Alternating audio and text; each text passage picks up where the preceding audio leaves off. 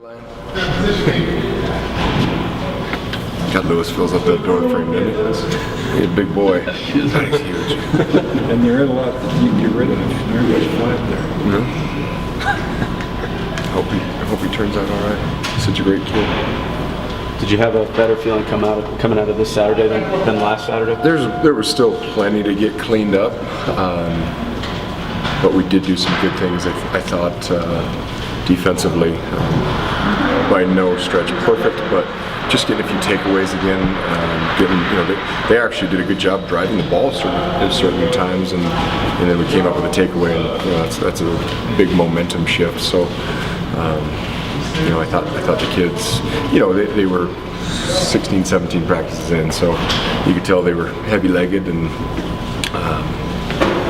but no, overall it was good scrimmage, and we came out mostly healthy. Some nicks and bruises, but no, it was good scrimmage, and it was good to do some things against that outfit. I mean, our offense is challenging. They show us a lot of different looks. We've had to defend a lot of different pictures throughout camp, and obviously the athleticism and progress of our quarterback makes it scary. I hope to watch him do a lot of things against deep defenses this year, because I think that kid could be flat special. What'd you see? What changes did you see in the secondary? Did it look like a different outfit this time? Yeah, I thought. Listen, it wasn't all bad in scrimmage one. It's just we gave up too many explosive plays. And there was a lot of plays in that scrimmage, but 4 or 5 pops, and yeah, it's unacceptable. But no, I thought. I mean, the message for them was just, hey, go cut it loose, have fun. I mean, we didn't install anything coverage-wise up 72 hours or longer before the scrimmage, no new coverages or anything. So I said, hey, you've been repping the coverages over and over the last 2 weeks. Go play fast and have fun and make some plays, and they did. JoJo Henderson seems like a guy who's really worked his way up quickly here in fall camp. What have you seen out of him that's going to be the confidence to give him those reps? Yeah, JoJo's done a good job. I mean, whether you're a high school kid coming in or even a transfer, there's that learning curve, and I think half of fall camp or more is just the mental drain, and I think where JoJo has an advantage is he mentally has picked up a lot of it really, really fast. He's long, he's an athletic kid, he's smart. I'm fired up about JoJo, really am. Jeff said Elu and Tyrell are going to be contributors right away on defense. Looks like it. Can you speak to those guys and what you think they can provide right away? Yeah, well, Elu's got mass, as you guys can see. I mean, it's one of the largest rear ends I've ever seen. So he's got that mass that we desire so badly up front, and then Tyrell's just done a good job. And like I was talking about JoJo, he's done a good job of picking things up. Still makes freshman mistakes, like a lot of them will, but he's a very, very good athlete. He's competitive. He can test footballs in the air, and so, yeah, of all the freshmen that we brought in on D, hopefully right now those are the only 2 that look like they'll play unless we have a train wreck at certain positions. So, You talk about his senior, Bryce Alley, what he brings as a player on and off the field with leadership in the locker room as well. Yeah, he's just a very consistent young man in terms of he's just kind of always here. When I say here, it's a high level. He's just a very mature guy, as he should be. He's one of the oldest guys on the team now, 5 years later. But I really like Bryce, and I'm rooting for him to go have a really nice senior year, because he's a very special young man. He's on and off the field. He's made a lot of progress on the field. He really has. He's gotten better, and he's gotten a lot of turns to become so. But off the field, he is a leader, and he's definitely a guy I lean on, and ask questions about the team and that unit with the secondary, and I value his opinion. Can you talk about the linebacker unit? It seems like you've had 6 guys that are kind of that 1-2. So could it end up being the 3 best you can get out there? Yeah,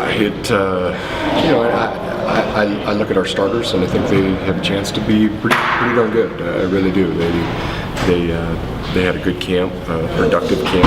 For the most part, they were all very productive and flying around the football. Ballou's a guy that right now is not listed as a starter, as he's backing up, I think, one of the better outside linebackers in the league. But Ballou flashed a lot this fall camp. You saw 35 around the football a ton. So yeah, I mean you got both the McCarthy sisters inside, and Walker Cozy, and Josh's steady Eddie. I mean, for a sophomore, Josh's intelligence and football knowledge is more junior seniorish. Luke McCarthy runs as well, or straight line anyway. That kid can run, and he really can run. And then, like I said, Max. So you guys start to game plan for Washington State. Now it's year 2 after a full fall camp again. How do you feel about some of the changes that have been implemented? Where's your comfort level as a staff? It's so much higher. I mean, just in terms of coming together in that first year and trying to piece together and look at the personnel and say, okay, this is who we want to be, but is it who we can be yet? With the personnel that we had in place. And so just going into year 2, and I won't make any promises or guarantees, but just the comfort level of the guys understanding the defense and the knowledge. Even for some of our young guys, I always bring up guys like Derek Marks and Zach Wright and Grant Collins, but those guys were young guys and they played a lot of football for us last year. So even though Derek's a true sophomore, he's veteran-ish. Not just the way he conducts himself and the maturity level of that kid, but he's played a lot of football for us, so even our youngsters, it just seems like are all really battle tested for the most part, other than guys like Tyrell and Elu. But shoot, you go through a few weeks of fall camp, you're getting battle tested pretty good too, going against some good players up front and then in the secondary. I think that's going back to the secondary. I really look at the receiving corps as a group that, it's just, to me, it's gotten pretty dynamic, and Chris has got some legitimate weapons to pick and choose from. And I think, scrimmage 1 we didn't show very well in the secondary, but I thought those guys also made some great plays too, and so some credit's got to go there. Matt does a great job, and I look at that group. I hope they give some people some fits, because they got some pretty darn good players. So for our secondary, it's been good to work against that every day. Can you assess the health of the defense here as we kind of transition out of camp? Yeah, no, I think overall we're pretty healthy. Grant had an ankle back today. Josh had a hamstring, but it's as he said, coach has been tight for a week, so he's fine. Some guys, like I said, guys got some dings and bruises, but overall they fought through it pretty darn good, I thought, defensively anyway, and you didn't see many guys taking any reps off due to injury. So now it's just a matter of getting the legs back and kind of trying to get them freshened up. And we're going to have a couple really good goes this week, but also trying to do right by their bodies and their minds and try to just get them fresh with Pullman and play fast. I don't want to really have a huge call sheet. I want them to just know the calls and go play fast. We're going to go play a Pac-12 opponent at night at their place, and I really just want to watch them go fly around. And it's already going to be, for some of them, their first time ever playing ball, let alone in front of 35,000 at Martin Stadium, and it'll be fun. Fired up. All right. Cool. Thank you, Thanks, fellas. Thank you. Appreciate it. Thank you guys. Martin Stadium. Martin Stadium. Martin.